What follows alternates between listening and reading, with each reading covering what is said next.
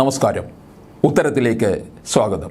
കേരളത്തിൽ LDF തരംഗമുണ്ടാകുന്ന അവസരത്തിൽ പോലും UDFന് ഒരു പച്ചത്തുരുത്തായി നിൽക്കുന്ന ജില്ലയാണ് എറണാകുളം. ചരിത്രത്തിലും കണക്കുകളിലും എന്തെങ്കിലും കാര്യമുണ്ടെങ്കിൽ അതെല്ലാം എറണാകുളത്തിൻ്റെ കാര്യത്തിൽ UDFന് അനുകൂലമായി മാറുകയാണ് ചെയ്തിട്ടുള്ളത്. എന്നാൽ ഇടയ്ക്കിടെ ഉണ്ടായ അപ്രതീക്ഷിത ചുഴലികൾ LDFൻ്റെ പേരിലും വിജയം രേഖപ്പെടുത്തിയിട്ടുണ്ട്.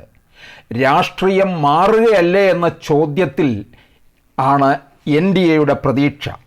പ്രധാനമന്ത്രി നരേന്ദ്രമോദിയുടെ വരവുകളും രാഹുൽ ഗാന്ധിയുടെ സാന്നിധ്യവും KV തോമസിൻ്റെ ഇടതുകൂടുമാറ്റവും സജീവ ചർച്ചകളിൽ നിറഞ്ഞു നിൽക്കുന്ന ലോക്സഭാ മണ്ഡലമാണ് എറണാകുളം. UDFന് ഉറച്ച വേരോട്ടമുള്ള ഇടം, തെരഞ്ഞെടുപ്പുകളും ഉപതെരഞ്ഞെടുപ്പുകളും അനവധി കണ്ട മണ്ഡലം. ഏറ്റവും അധികം തുണച്ചത് കോൺഗ്രസിനെയും UDFനെയും ആണ്. പൊതുരാഷ്ട്രീയത്തിനൊപ്പം സമുദായങ്ങളും ചെറു ഗ്രൂപ്പുകളുടെ നിലപാടുകളും നിർണായകമാവുമ്പോൾ മത്സരം കടുപ്പമുള്ളതാവുന്നു. വികസനത്തിൻ്റെയും പരാധീനതകളുടെയും രണ്ടറ്റം കൂട്ടിമുട്ടിക്കുകയാണ് മണ്ഡലം. വികസനം അല്പം പോലും എത്തിനോക്കാത്ത തീരപ്രദേശം, തകർച്ച നേരിടുന്ന പൊതുമേഖലാ വ്യവസായ സ്ഥാപനങ്ങൾ ഇതേ മണ്ഡലത്തിൽ തന്നെയാണ്. മണ്ഡലത്തിൻ്റെ വലിയൊരു ഭാഗം മഹാപ്രളയത്തിൻ്റെ ദുരന്തമറിഞ്ഞ ഇടമാണ്. ഉപതെരഞ്ഞെടുപ്പുകൾ ഉൾപ്പെടെ എറണാകുളം മണ്ഡലം 18 തവണ വോട്ട് ചെയ്തു. 13ലും UDFന് വിജയമാണ്. 5 വട്ടം LDF വിജയിച്ചു. അതിൽ 3 ഉപതെരഞ്ഞെടുപ്പ്.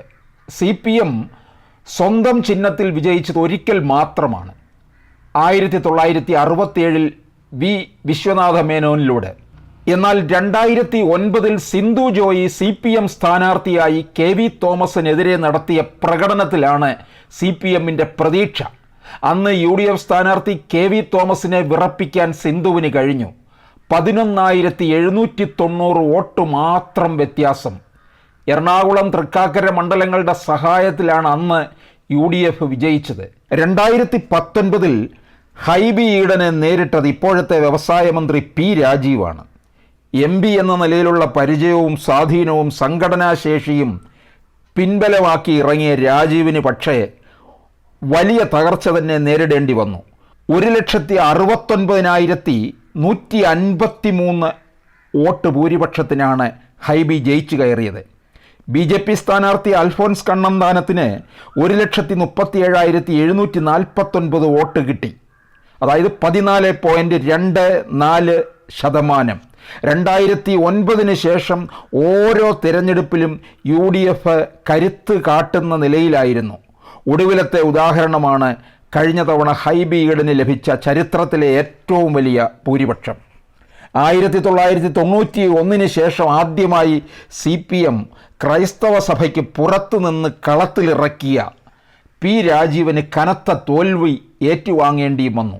ഈ അനുഭവം മുന്നിലുള്ളതിനാലാണ് CPM ലത്തിൻ സമുദായത്തിൽ നിന്ന് തന്നെ സ്ഥാനാർത്ഥിയെ തേടുന്നത്. കൊച്ചി MLA KJ മാക്സിക്ക് മണ്ഡലത്തിലെ 4ൽ 2 ലത്തിൻ രൂപതകളുടെ പിന്തുണ CPM കേന്ദ്രങ്ങൾ ഉറപ്പിക്കുന്നുവെന്നാണ് സൂചന. KV തോമസ് മത്സരിക്കാനില്ലെന്നുള്ള സൂചനയാണ് നൽകുന്നതെങ്കിലും പക്ഷേ അന്തിമമായി കണക്കാക്കാനാകില്ല. മകളെ മത്സരിപ്പിക്കണമെന്ന ആവശ്യം തോമസ് ഉയർത്തിയിരുന്നുവെന്ന് പാർട്ടി വൃത്തങ്ങൾ തന്നെ പറയുന്നുണ്ട്. അങ്ങനെ ഒരു നീക്കത്തിന് CPM മുതിരുമോ എന്ന് കണ്ടറിയണം. ഇതിനിടയ്ക്ക് സഭയ്ക്ക് പുറത്തു നിന്നാണെങ്കിൽ സാധ്യത മേയർ M അനിൽകുമാറിനെന്നും പാർട്ടി കേന്ദ്രങ്ങൾ സൂചിപ്പിക്കുന്നുണ്ട്. പക്ഷേ കഴിഞ്ഞ തവണത്തെ രാജീവൻ്റെ തോൽവി മുന്നിലുള്ളപ്പോൾ CPMും മുന്നണിയും പരീക്ഷണത്തിന് മുതിരുമോ എന്നുള്ളതും സംശയമാണ്. BJP സ്ഥാനാർത്ഥിയായി പരിഗണിക്കുന്നവരിൽ AK ആൻ്റണിയുടെ മകൻ അനിൽ ആൻ്റണിയുമുണ്ട്. കാരണം ഒരു ഹൈടെക് നഗരമാണല്ലോ.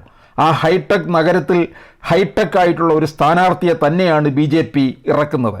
സമുദായ സമവാക്യങ്ങൾ കണക്കാക്കാതെയാണെങ്കിൽ ചാലക്കുടിയിൽ മത്സരത്തിനിറങ്ങാതിരുന്നാൽ പാർട്ടി സംസ്ഥാന നേതാവ് AN രാധാകൃഷ്ണനും എറണാകുളത്ത് സാധ്യതയുണ്ട്. കോൺഗ്രസിൽ നിന്ന് സ്ഥാനാർത്ഥി പട്ടികയിൽ ഹൈബി ഈഡൻ മാത്രമാണ് നിലവിലുള്ളത്.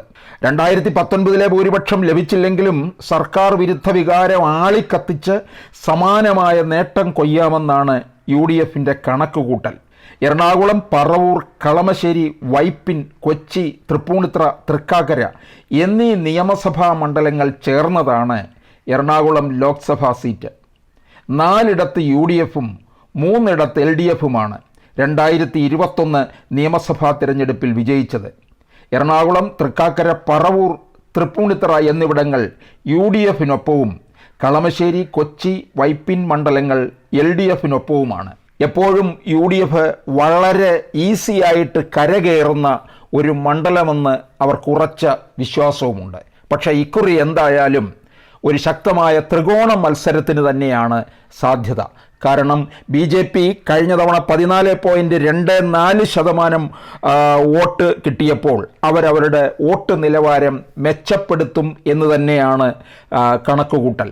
അതുകൊണ്ട് എന്തായാലും 3 മുന്നണികളും വളരെ കരുതിയാണ് നീക്കം.